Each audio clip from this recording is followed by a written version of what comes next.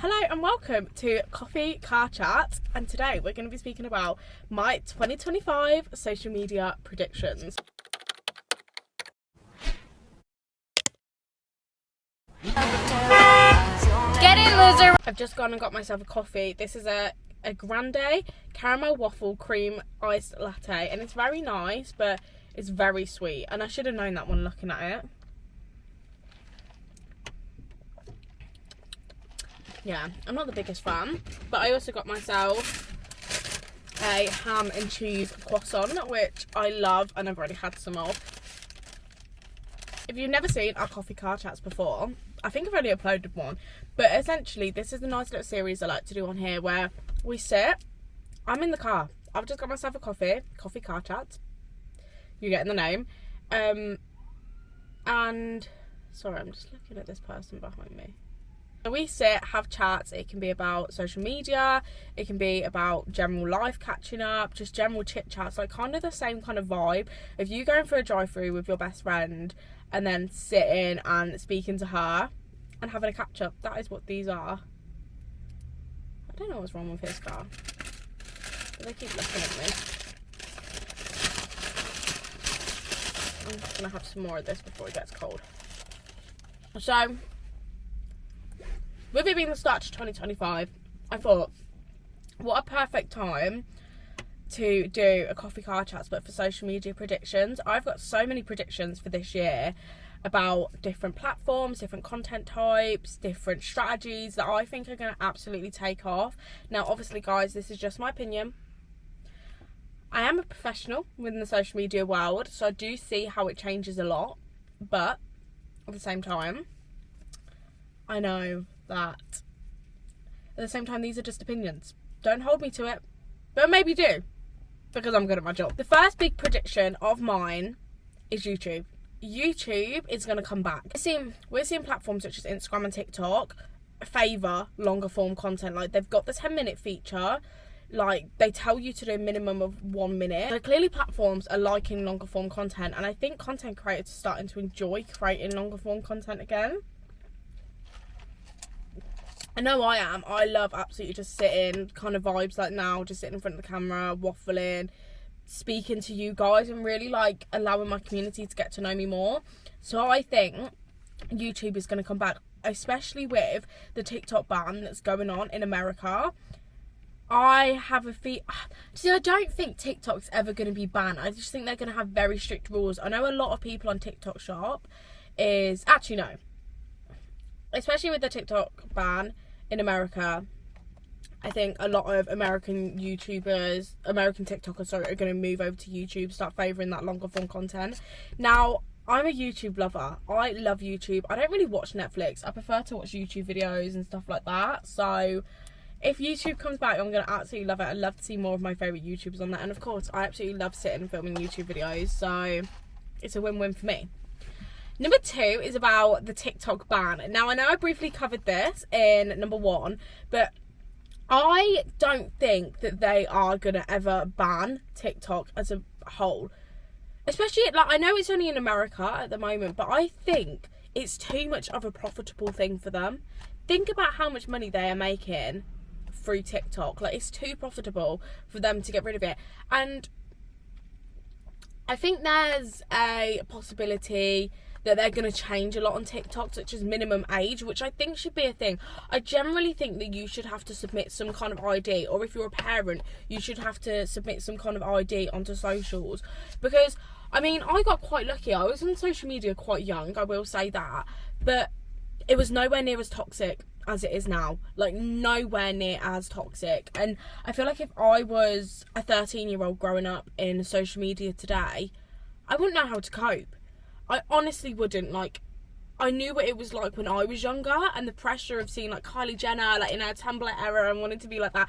I knew what that was like, and I can only imagine seeing people like, I don't know, Addison Rae. I don't know why she's the first person that comes to my head, but like, do you know what I mean? I can only imagine seeing people like that, and younger people now. Like in the UK, we have so many young creators who are literally 13 and they look about 21. It's absolutely insane. So I think that they're not going to do a ban, but I think they are going to get much stricter on their terms and conditions.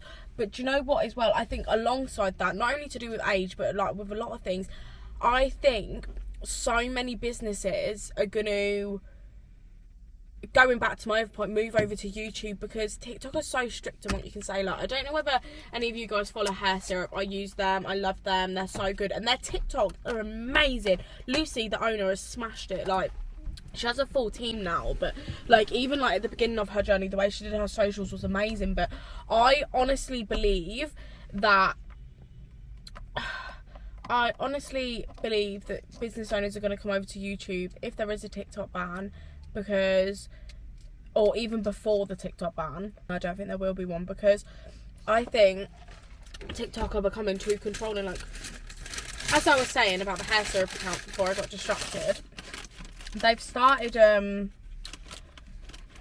they implement rules that you can't say growth, you can't say the best, like you can't say things like this in your content anymore, which just doesn't make sense to me. Because if you're a business, of course you're going to think your products are best. I think my services are the best.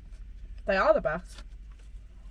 I believe whether TikTok gets banned or not, that people are going to start moving off of it anyway because of how strict it's become. Number 3 is more about the strategy behind things, and I believe personal branding this year, you started seeing it at the end of last year, but this year is going to take off. And do you know what? I'm seeing very many industry leaders take this step. For example, Amy Oddmuse, her personal branding is impeccable. It's literally amazing, like amazing. She kills it every single time, and people are starting to follow in her footsteps. Like, people want to see the behind the scenes of socials, they want to see the business owner, they want to have that personal page. I know I've made a personal page for behind the scenes of business. Like, people are wanting to see this, and it's absolutely insane, because a couple years ago people were like, you have to be so professional, you have to do this, you have to do that. But no, people literally just want to see the behind the scenes of business, the raw content, understanding how they can start a business, what do they need to do. Like, it's completely changed. So I think personal branding is going to take off, and I think if you're not already incorporating personal branding in some kind of way and you want to be an industry leader, then you are going to massively fall off, because that's what people want to see. If people are investing into you, then they want to see. One of the reasons I started this YouTube channel was to more get into my personal branding, behind the scenes, the highs and the lows of business and everything like that. So I know obviously I've been posting a lot of vlogs on here, but there is a lot more socials content coming soon as well.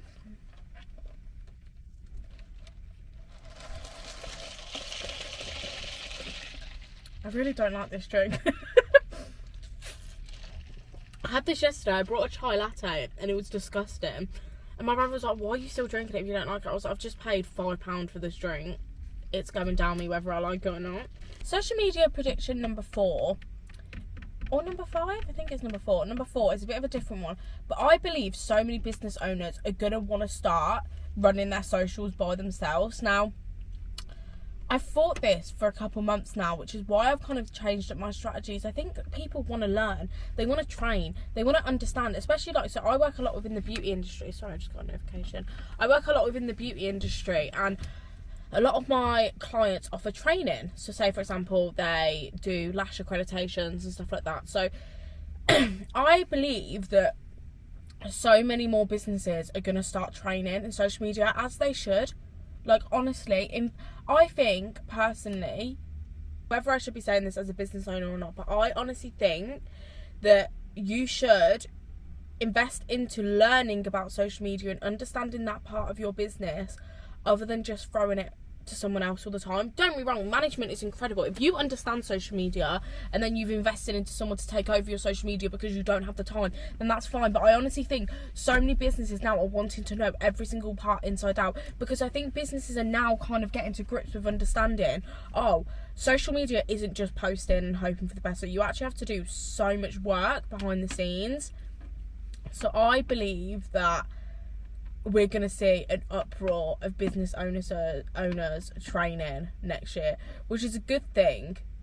But at the same time, I do worry, because I feel like it's a hard one, because I always say that if you're a lash tech, you should be trained in social media, but I also understand that within like training that you want to offer some parts of it, like I do get that. So yeah, I don't know, I just feel like that's definitely going to be a big one. Number 5, and I'm going to leave this as my last prediction, is I think people are going to start caring about Instagram more than they are TikTok. Alongside everything else I've said in the beginning of this video, I think people are going to really start building communities on Instagram, because that's what I do.